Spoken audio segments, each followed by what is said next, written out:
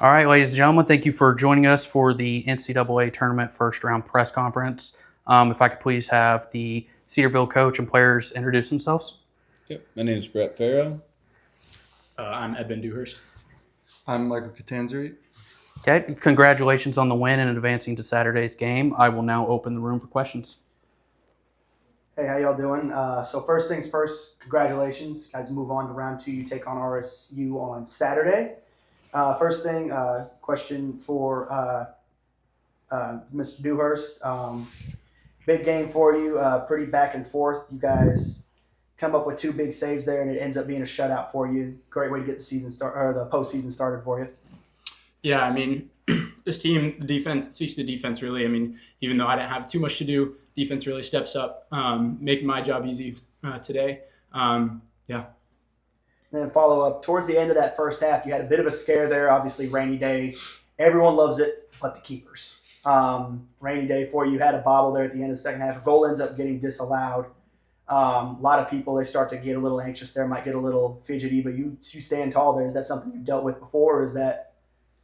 Yeah, I mean, that's the life of a goalkeeper. You can't live on mistakes, whether it's a goal, anything. You just can't dwell on it. And then also credit to our team of as soon as that happened, all of them came to me and just like, doesn't matter, we move on together. And they helped me through that as well. And then next one, we'll go to Mr. Catanzari. Good season for you so far. You've been the guy as far as it comes to scoring goals. You lead the team with 10, but if I'm not mistaken, that was your first assist on the year. And great cross into the middle, diving header leads to the goal. Is that something that you guys have been trying to work on as the postseason started, or is it just finally one that's gone your way? Yeah, well, coach told me before the game I'm gonna get an assist. He said look for that extra pass. He said we were gonna find it. Just keep going. We're a really resilient group, and yeah, Christian wide open in the back post. He's been great this year. Freshman made a huge difference. Put it in, great finish. And then you've been the main guy there. Obviously, Christian's had his moments as well. I believe he's the second leading goal scorer for you all, right behind you. But that first half, they had you marked down in the middle. The only time you really got any continuous possession was out on the wing when you had to play it in. Is that something that frustrated you, or is that something you kind of just said, we're going to move on, we're going to do what we can? No, not at all. I trust my teammates.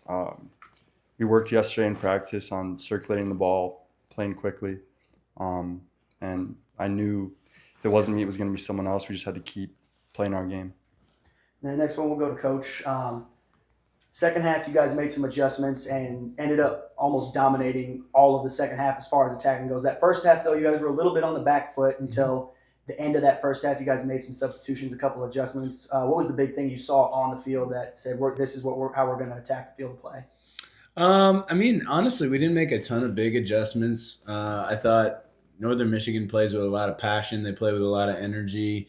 One of the things that we've kind of hung our hat on all season is our depth and the ability to play a lot of guys. And I think that just showed in the second half. We were able to play a lot of guys and we have a lot of quality.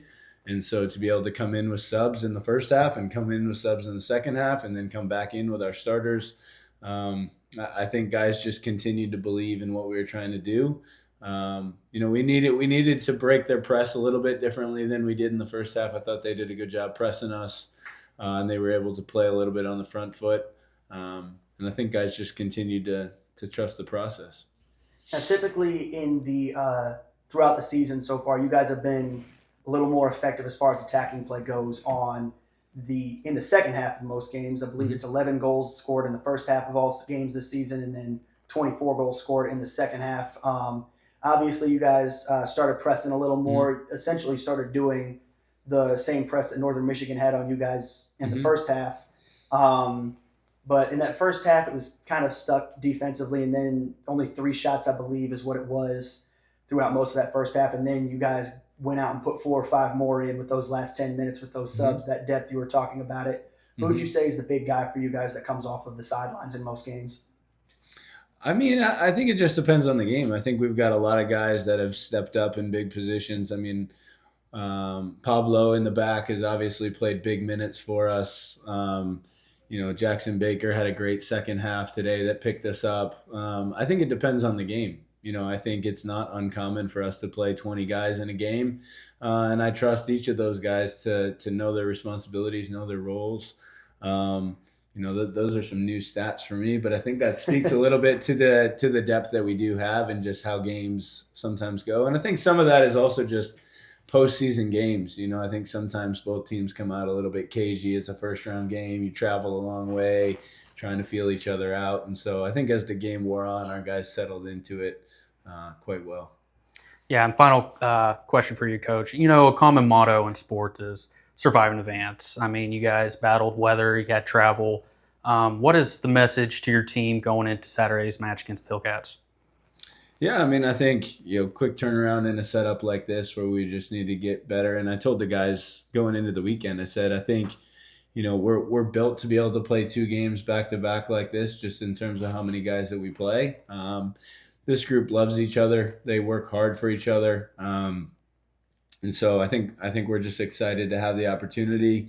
We saw RSU early in the season. We're both in St. Louis. They're a good team. They've obviously had a great year. Looking forward to prepping for that.